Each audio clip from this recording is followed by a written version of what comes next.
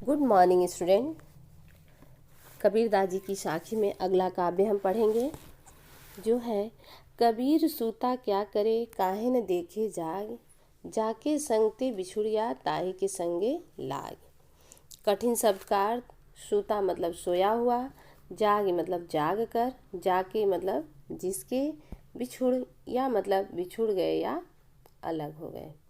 प्रसंग, प्रस्तुत दोहे में कवि मनुष्यों को ईश्वर से मिलने के लिए प्रेरित कर रहे हैं, क्योंकि वे संसार में जन्म लेने के बाद सांसारिक मोह माया के कारण उनसे बिछड़ गए हैं। कवि कह रहे हैं कि हे मनुष्य, तुम मोह रूपी निद्रा में पड़ा हुआ क्या कर रहा है? तुम जग कर वास्तविक तथ्य को क्यों नहीं देखता? मोह माया के भ्रम में पड़ा हुआ मनुष्य अपने वास्तविक स्वरूप को ही तुम भूल गए हो। इसीलिए कवि मनुष्य को प्रेरित करते हुए कह रहे हैं कि तुम इस सांसारिक मोह माया का त्याग करके होश में आ जाओ और अपने आप को पहचान लो। वास्तव में मनुष्य का अपना कोई अलग अस्तित्व है ही नहीं। वे परमात्मा से बिछड़ी हुई जीवात्मा है जो उनसे अलग होकर सांसारिक कष्टों को भोग रहे हैं। उन्हें परमात्मा का सामीप्य प्राप्त करना चाहिए, जिससे उन्हें सांसारिक कष्टों से मुक्ति मिल सके। अतः सांसारिक कष्टों से मुक्ति पाने के लिए परमात्मा से एकाकार होना आवश्यक है। काव्यगत सौंदर्य के अंतर्गत भाव पक्ष में रस जो है वह शांत है और कला पक्ष में अलंकार यमक है। बेटा, जो कबीरदास जी की भाषा, छंद है, गुण है, शब्द शक्ति है, वह लगभग दोहे में समान है। इसलिए मैं अब आप लोगों को जो अलंकार कौन सा है उसे बताऊंगी, क्योंकि बाकी चीज़ें जैसे भाषा सधुक्कड़ी है, छंद दोहा है, गुण प्रसाद और शब्द शक्ति लक्षणा है, यही लगभग हर दोहे में है। तो जहाँ जो चीज़ें बदलेंगी वहाँ मैं आपको बताती जाऊँगी। केसो कही कही कू किए ना सोइए असरार, रात दिवस कह कूकड़े कबहू लगे पुकार। केशव मतलब केशव भगवान श्री कृष्ण, कूकिए मतलब पुकारिए, असरार मतलब हठ पूर्वक। प्रस्तुत दोहे में कवि ने भगवान के नाम का स्मरण करने पर बल दिया है। कवि कह रहे हैं कि हे मनुष्य, यदि तुम्हें कुछ पुकारना है, कुछ बोलना है, तो तुम भगवान के नाम का स्मरण प्रत्येक क्षण करो, क्योंकि जब तुम हर क्षण ईश्वर के नाम का स्मरण करोगे तो किसी समय तो भगवान तुम्हारी मधुर पुकार को सुन लेंगे। सांसारिक मनुष्य इस नाम के स्मरण के महत्व को न जानते हुए हठ पर पूर्वक अज्ञानता की नींद में सो रहे हैं। यदि वे अज्ञान की निद्रा से जागकर रात दिन ईश्वर के नाम का स्मरण करेंगे, कृष्ण के नाम का जाप करेंगे, तो हो सकता है कि वे उनकी पुकार सुन लें। कवि के कहने का अभिप्राय यह है कि वह अपने नाम के मधुर उच्चारण को सुनकर श्री कृष्ण प्रसन्न होंगे एवं उनके कष्टों का अंत करेंगे, ऐसा वह कह रहे हैं। इसके अंतर्गत काव्यगत सौंदर्य में भाव पक्ष कवि ने आलस्य का त्याग करते हुए भगवान के नाम का स्मरण करने के भाव को प्रतिपादित किया है। कला पक्ष में अलंकार है, वह है पुनरुक्ति, प्रकाश तथा अनुप्रास अलंकार। लंबा मार्ग दूरी घर, विकट पंथ बहुमार, कहो संतो क्यों पाइए, दुर्लभ हरि दीदार। विकट जिसे पार करना कठिन हो, मार विघ्न या बाधाएं, दीदार मतलब दर्शन। प्रसंग, प्रस्तुत दोहे में कवि ने प्रभु की प्राप्ति के मार्ग की कठिनाइयों की चर्चा की है। व्याख्या, कवि कह रहे हैं कि हे मनुष्य, प्रभु की प्राप्ति का यह जो मार्ग है वह बहुत लंबा है और लक्ष्य यानी प्रभु का घर बहुत दूर है। अर्थात ईश्वर की साधना करते करते पूरा जीवन भी बीत जाता है।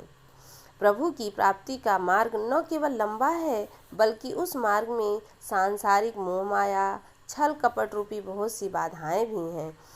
इसलिए इस मार्ग पर बहुत से सांसारिक मोह माया के लुटेरे भी मिलेंगे।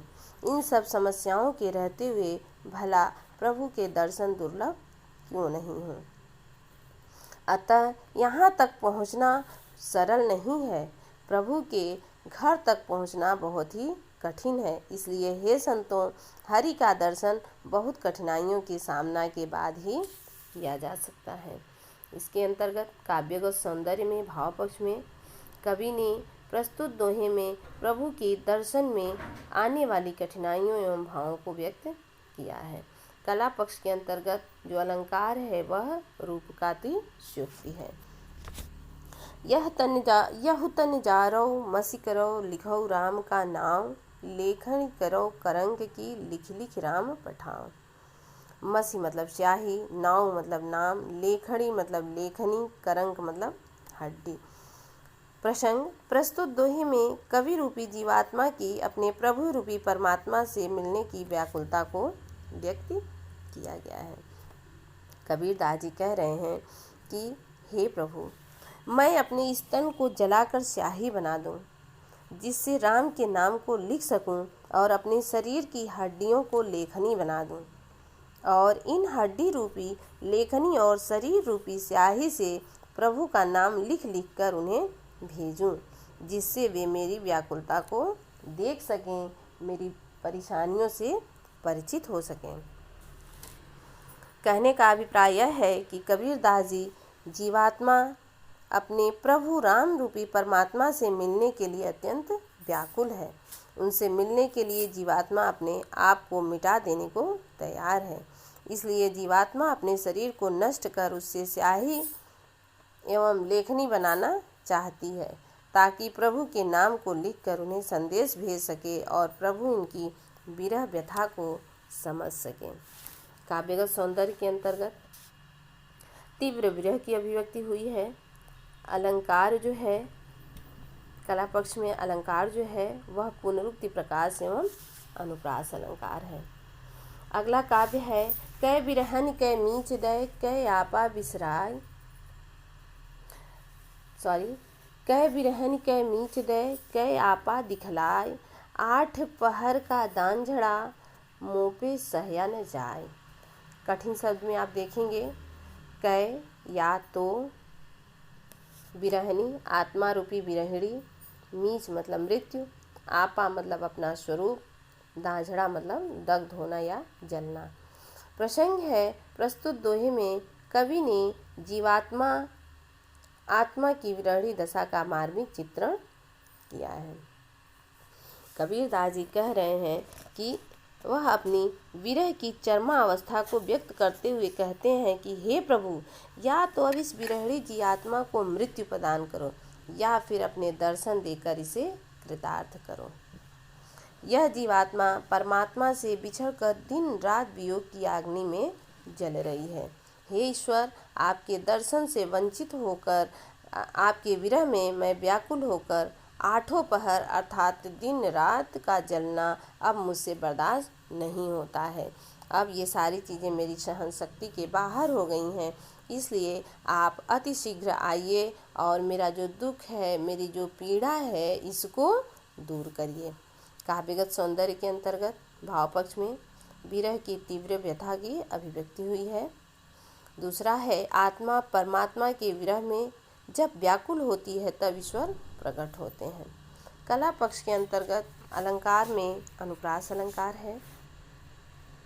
अगला काव्य कबीर रेख सिंदूर की काजल दिया न जाय, नैन रमैया रमि रहया दूजा कहाँ समाय। कठिन शब्द के अर्थ सुंदर, सिंदूर सिंदूर, नैनु नेत्रों में, रमैया राम। प्रसंग में प्रस्तुत दोहे में कबीर ने अपने प्रियतम परमात्मा के प्रति अपने अनन्य प्रेम को दर्शाया है। व्याख्या है, बच्चों आप ध्यान देंगे व्याख्या पे। कवि ने सौभाग्यवती स्त्री की तरह अपने मांग में सिंदूर की रेखा खींची है, जो कि सुहागन स्त्रियां अपने मांग में सजाती हैं। वैसे ही कबीर ने भी अपने मांग में सिंदूर की एक रेखा खींची है, जो ईश्वर के प्रति उनके अनन्य भक्ति का सूचक है। कबीर ईश्वर की भक्ति में लीन हैं और वे अपनी आँखों में काजल नहीं लगा पा रहे हैं, क्योंकि उनके आँखों में इनके प्रियतम राम बसे हुए हैं, अर्थात आँखों में राम के अतिरिक्त कोई दूसरा नहीं समा सकता। यहाँ काजल विषय वासना का प्रतीक है। कवि कह रहे हैं कि वे ईश्वर के अनन्य प्रेम में डूबे हुए हैं, जहाँ विषय वासना का कोई भी महत्व नहीं है। काव्यगत सौंदर्य के अंतर्गत सिंदूर सौभाग्य एवं काजल विषय वासना का प्रतीक है। यह भाव पक्ष के अंतर्गत है, इसमें रस शांत है। कला पक्ष में इनका जो अलंकार है, जो इसमें प्रयोग हुआ है, वह रूप का अतिशयोक्ति अलंकार है। आगे काव्य में है, पाणी हीते हिम भया, हिम है गया बिलाय, जो कुछ था सोई भया, अब कुछ कहा न जाए। कठिन शब्दों के अर्थ में आप ध्यान देंगे। पाणी मतलब पानी, पानी से अर्थ है परम तत्व या ब्रह्म। हिम मतलब बर्फ, बिलाय मतलब विलीन होना, सोई मतलब वही। प्रसंग में प्रस्तुत दोहे में कबीर ने जगत की उत्पत्ति, स्थिति और प्रलय का स्वरूप को स्वीकार किया है। व्याख्या। कबीर दास जी कह रहे हैं कि पानी ने ही जमकर बर्फ का स्वरूप धारण कर लिया। हिम मतलब होता है बर्फ, और बर्फ पिघलकर पानी बन गया। बर्फ का रूप अपनी पूर्व अवस्था में आ गया, क्योंकि अगर बर्फ बनेगा तो वह पानी से ही बनेगा, और बर्फ जब पिघल जाता है तो वह पानी बन जाता है, और वह अपना जो प्रारंभिक अवस्था था उस अवस्था को प्राप्त कर लिया। इससे विषय में कुछ और नहीं कहा जा सकता है, यह वर्णातीत है। कहने का तात्पर्य है कि इस संसार में जीवात्मा की उत्पत्ति पर ब्रह्म परमात्मा से ही होती है। वह जीवात्मा परमात्मा में विलीन होकर फिर उसी का रूप धारण कर लेता है, उसी में समाहित हो जाता है, अर्थात आत्मा वस्तुतः परमात्मा का ही अंश है और अंततः वह उसी में निहित हो जाता है। ठीक वैसे ही जैसे जल से बर्फ बनता है और बर्फ पुनः पिघलकर अपने वास्तविक स्वरूप को धारण करके जल बन जाता है। काव्यगत सौंदर्य के अंतर्गत बच्चों आप लोग ध्यान देंगे। भाव पक्ष के अंतर्गत अद्वैतवादी दर्शन का प्रतिपादन हुआ है, रस शांत है। कला पक्ष के अंतर्गत जो अलंकार है वह अन्योक्ति अलंकार है। बेटा, अभी हमने आप लोगों को कबीर दास जी के काव्य के बारे में बताया है, इसकी व्याख्या भी हमने की है, प्रसंग बताया है, जहाँ जहाँ कठिन शब्द आए हैं हमने उसका अर्थ बताया है। इन सब चीज़ों में अगर आपको कहीं कोई कठिनाई आती है तो आप मुझसे पूछें, बार बार इसका अध्ययन करें, और कल हम पुनः कबीर दास जी के ही अगले